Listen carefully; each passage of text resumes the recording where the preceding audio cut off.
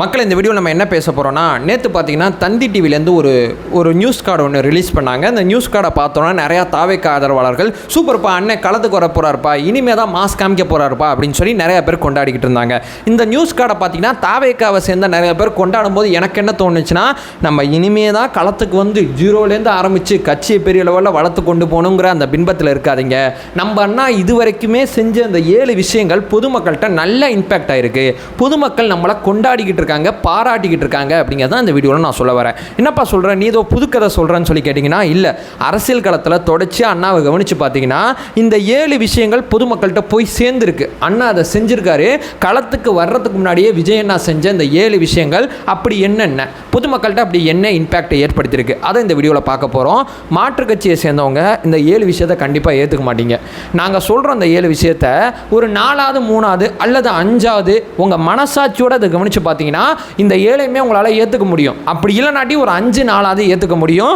உங்களால் ஏற்றுக்க முடியாத ஒரு விஷயம் கூட இந்த வீடியோவில் இருக்காது. ஐ சேலஞ்ச் யூ. அதை சொல்லிட்டு இந்த வீடியோவை ஆரம்பிக்கிறேன். ஒன் பை ஒன்றா தெளிவாக நம்ம பார்க்கலாம்.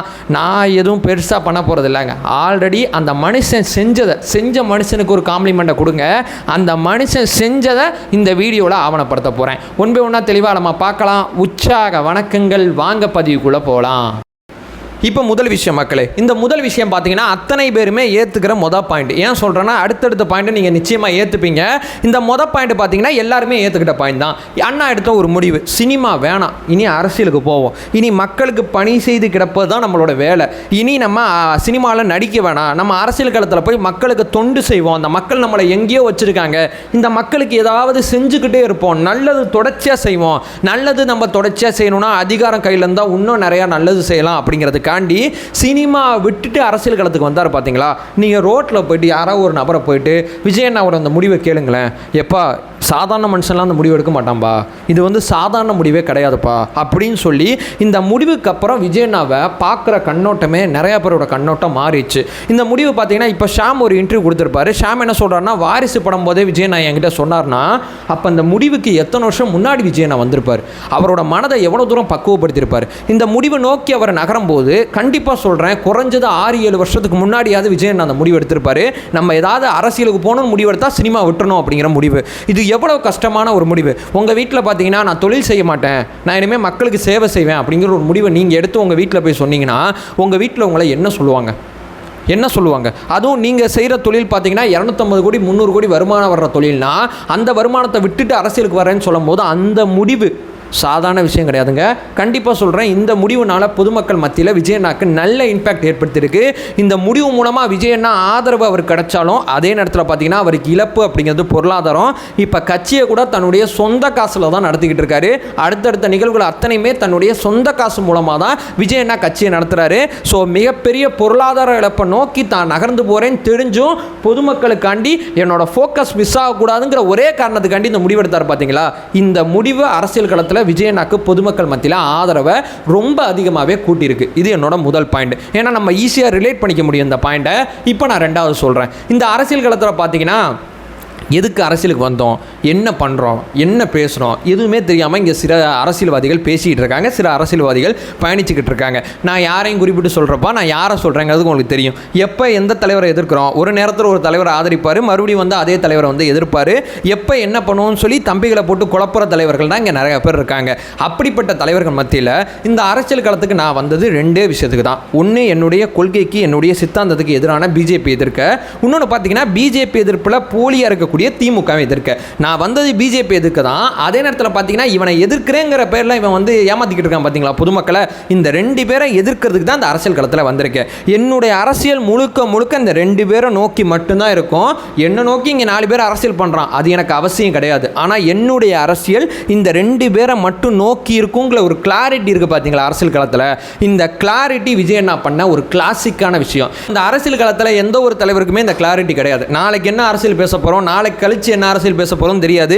வாய்க்கு வந்து அரசியல் பேசிகிட்டு இருக்கக்கூடிய இந்த தருணத்தில் எப்போ நான் வந்தது இந்த அஜெண்டாக்கு தான், இந்த வேலையை நோக்கி நான் வேலை பார்த்துக்கிட்டு இருக்கேன் அப்படிங்கிற அந்த கிளாரிட்டியோட அரசியல் பண்ணுறாரு. பார்த்தீங்களா, இது பொதுமக்கள் மத்தியில் நல்ல இம்பேக்ட் ஏற்படுத்தியிருக்கு. இப்போ 3வது, இதுதான் பெரிய இம்பேக்ட். விஜய் அண்ணா பண்ண ஒரு அரசியல் நரேட்டிவ், ஒரு நல்ல சக்ஸஸ்ஃபுல்லான அரசியல் நரேட்டிவ். நான் சொன்னேன்ல 2 பேரும் எடுத்து அரசியலுக்கு வந்தேன்னு, இந்த 2 பேருமே ஒன்று தான்ப்பா.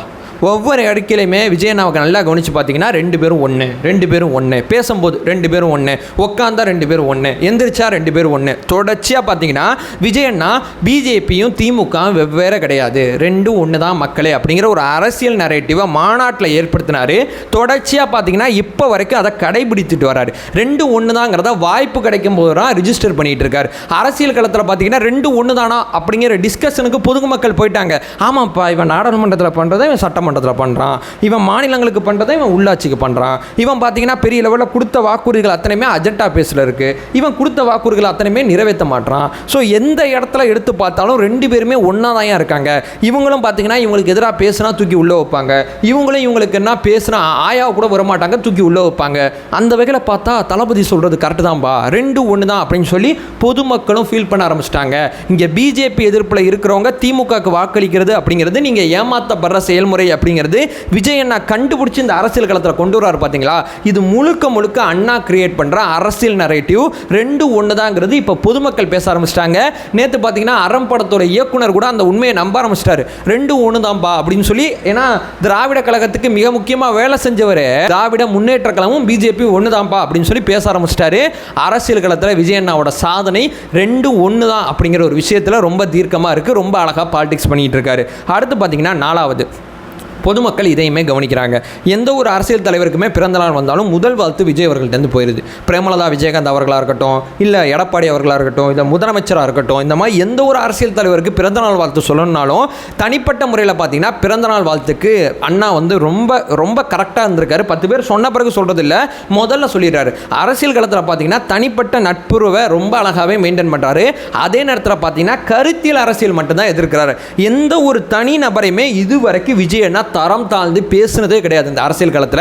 இதையும் பொதுமக்கள் கவனிச்சுக்கிட்டு இருக்காங்க. ஏன்னா எல்லாரும் எப்படி அரசியல் பேசுகிறாங்கன்னு பார்க்குறாங்கல்ல. இடுப்பு கிள்னது அரசியல், ராலியில் வந்து இடித்து செத்து போயிடுவாங்கிற அரசியல், அது மட்டும் இல்லாமல் பார்த்து டேன்னு பேசுகிற ஒரு அரசியல், இது அத்தனையுமே மக்கள் கவனிக்கிறாங்க. எப்போ அந்த மனுஷனை எல்லாரும் போட்டு இந்த அடி அடித்தாலும் ஒரு வார்த்தை ஒரு இடத்துல கூட தனிநபரை தாக்க மாட்டாருப்பா, வாடா போடான்னு பேச மாட்டாருப்பா, அறிவு முரண்பாடு அறிவற்றவங்கிற வார்த்தையை கூட பயன்படுத்த மாட்டாருப்பா. இவருடைய அரசியலை அழகாகவே கிரியேட் பண்ணுறாருப்பா. எதிர்த்தாலும் ரொம்ப அழகாக எதிர்க்கிறார்ப்பா, ஆதரித்தாலும் ரொம்ப அழகாக ஆதரிக்கிறார்ப்பா. அந்த ஒரு மனிதத்துவம் இருக்குது பார்த்தீங்களா, அது விஜயநாட்டை இருக்கிறது பொதுமக்கள் நிறையா பேர் கவனிக்கிறாங்க, பொதுமக்கள் நிறையா பேர் பார்க்குறாங்க அப்படிங்கிறது இங்கே நம்ம கவனிக்கக்கூடிய ஒரு விஷயமா இருக்குது. அடுத்து பார்த்தீங்கன்னா இதை யாருமே செய்ய மாட்டாங்க அந்த அரசியல் காலத்தில். ரொம்ப இன்ட்ரெஸ்டிங்கான பாயிண்ட்டு அது என்னன்னு சொல்லி கேட்டிங்கன்னா, நல்லதை பாராட்டி போட்டு குறைகளை சுற்றி காட்டுறது.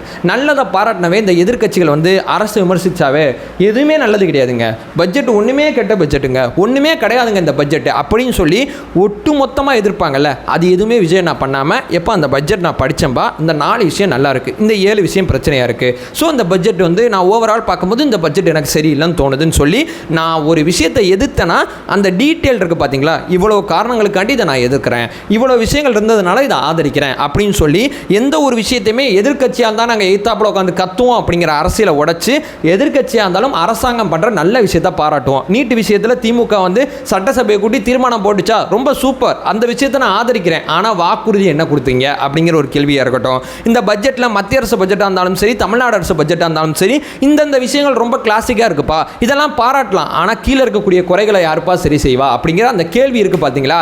எதிர்க்கட்சியாக இருந்தாலும் நல்லதை பாராட்டுற அந்த அரசியல் களத்தில் அண்ணா கிரியேட் பண்ணுற அந்த அரசியல் நரேட்டிவ் ரொம்ப அற்புதமான விஷயம், ரொம்ப கிளாசிக்கான விஷயம், ரொம்ப தேவையான விஷயமும் அப்படிங்கிறது என்னுடைய பாயிண்ட் ஆஃப் வியூ. அடுத்து பார்த்தீங்கன்னா மிக முக்கியமாக பார்த்தீங்கன்னா ஒரு கண்டனம் தெரிவித்தா கூட பாடம் எடுத்துருவார், சும்மான கண்டனம் தெரிவிக்க மாட்டார். உன் கருத்துக்கு கண்டனம் தெரிவிக்கிறேன் அப்படிலாம் கிடையாது. பெரியாருக்கு எதிராக நிர்மலா சீதாராமன் அவர்கள் ஒரு விஷயத்தை பேசினாங்க. அண்ணா தெரிவித்த கண்டனத்தை வச்சு நம்ம 10 நிமிஷம் பேச முடியும். ஏன்னா அந்த கண்டனம் கிடையாது, அது நிர்மலா சீதாராமன் அவர்களுக்கு எடுக்கப்பட்ட பாடம்.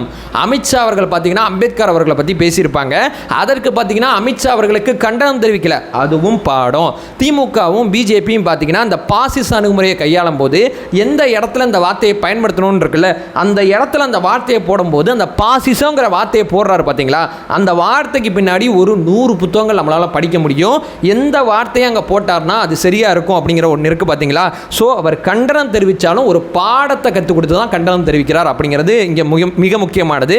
நான் உன்னைய கண்டிக்கிறேன், இவ்வளோ பண்ண ஒருத்தரை பற்றி நீ தப்பாக பேசுகிற, நான் கண்டிச்சா கூட பாடம் எடுப்பேன். நான் பாடம் எடுத்து தான் உனக்கு கண்டிப்பேன். வலிமையான கண்டனங்களை தெரிவித்துக் கொள்கிறேன். அதோட இல்லை, ஏன் நான் கண்டனம் தெரிவிக்கிறேன், இந்த பாயிண்ட்ஸ்லாம் இருக்குப்பா அந்த தலைவர்கிட்ட, இவரை போய் தப்பாக பேசுறியப்பா அப்படின்னு சொல்லி பாடத்தை எடுத்து கண்டிறாரு பார்த்தீங்களா.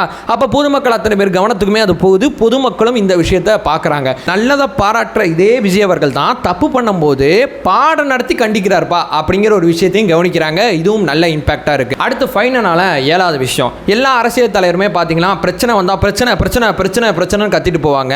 ஆனால் விஜய் அண்ணா அப்படி மட்டும் செய்கிறது கிடையாது. இந்த பிரச்சனையா இதற்கு என்ன சொல்யூஷன், இந்த பிரச்சனையா இதுக்கு இந்த வேலையை பார்த்துருக்கலாம், இந்த பிரச்சனை வரும்போது இந்த வேலையை பார்த்துருக்கலாம்னு சொல்லி சொல்யூஷனோட அணுகிறார். இன்னும் கொஞ்சம் குறிப்பிட்டு சொல்லணும்னா, அண்ணா பல்கலைக்கழகத்தில் ஒரு மாணவி பாதிக்கப்பட்டாங்க. இனிமேல் எந்த ஒரு மாணவியுமே பாதிக்கப்படக்கூடாது. இந்த மாணவிக்கு பாதிக்கப்படும் போது அது ரொம்ப ரொம்ப தவறு. ஸோ நிர்பயா நிதி அப்படிங்கிற ஒரு நிதி இருக்குப்பா கவர்மெண்ட்ல, அந்த நிதியை பயன்படுத்தி பெண்களுக்கு தேவைப்படுற பாதுகாப்பை உறுதிப்படுத்துங்க அப்படிங்கிற ஆலோசனையாக இருக்கட்டும்.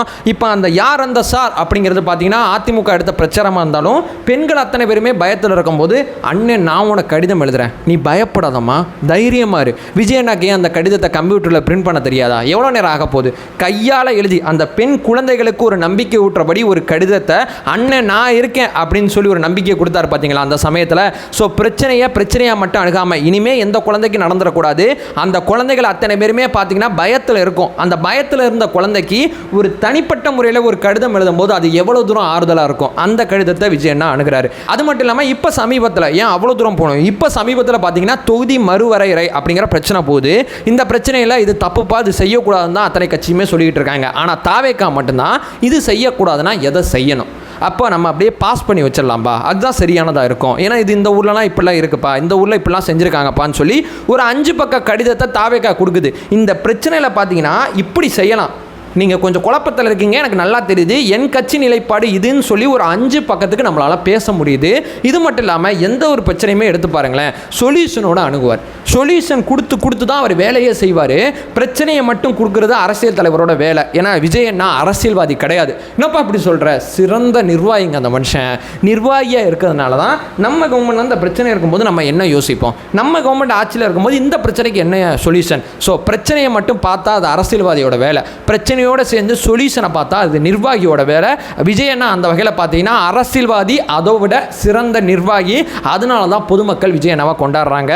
இந்த வீடியோ மூலமாக நான் என்ன சொல்ல வரேன்னா, ஒரு நடிகர் அப்படிங்கிறத தாண்டி அரசியல் களத்தில் பார்த்தீங்கன்னா இந்த 7 விதமான நடத்தைகள் மூலமாக பொதுமக்களோட அன்பை விஜயண்ணா நிறைய பெற்றுக்கிட்டு இருக்காரு. களத்துக்கு வரும்போது இன்னும் கூடுதலாக அந்த அன்பை பெறுவார். இன்னும் விஜயண்ணாவோட செயல்பாடு பார்த்தீங்கன்னா இந்த 7 விதமான நடத்தைக்குள்ளே தான் இருக்கும். இதை இன்னும் கொஞ்சம் விரிவுபடுத்துகிற மாதிரி தான் இருக்கும் அப்படிங்கிறது என்னுடைய பெரிய நம்பிக்கை. அந்த வகையில் பார்த்தீங்கன்னா களத்துக்கு வர்ற விஜயண்ணாவை அன்போடு வரவேற்கிறோம். ஆனால் நீங்கள் களத்துக்கு வரும்போது ஆல்ரெடி கிராஃபில் 50% இருக்கணும். நம்ம களத்துக்கு வரும்போது இது 100 ஆகுனா மாற்றுக்கிறதே இல்லை. ஆனால் நீங்கள் 0லேருந்து 100க்கு போகிறீங்கன்னு சொல்கிறாங்க பார்த்தீங்களா, அதை தான் நான் நம்பலை. 50லேருந்து 100க்கு போகிறீங்க அப்படிங்கிறது தான் என்னுடைய நிலைப்பாடு. ஸோ இந்த வீடியோவில் என்னால் முடிஞ்சளவு எல்லா விஷயத்தையும் நான் தெளிவாக சொல்லியிருப்பேன் அப்படிங்கிறது எனக்கு பெரிய நம்பிக்கை. அதை சொல்லிட்டு இந்த வீடியோ நான் என் பண்ணிக்கிறேன். நம்ம சேனலை ஃபர்தராக ஃபாலோ பண்ணிங்கன்னா பொலிட்டிக்கல் சார்ந்து பல்வேறு விதமான விஷயங்கள் நம்ம பேசிக்கிட்டு இருக்கோம். நம்மளோட ஒரே நோக்கம் அறியாமை அகற்ற வேண்டும், அறியாமை அகற்றப்பட வேண்டும். Thank you so much.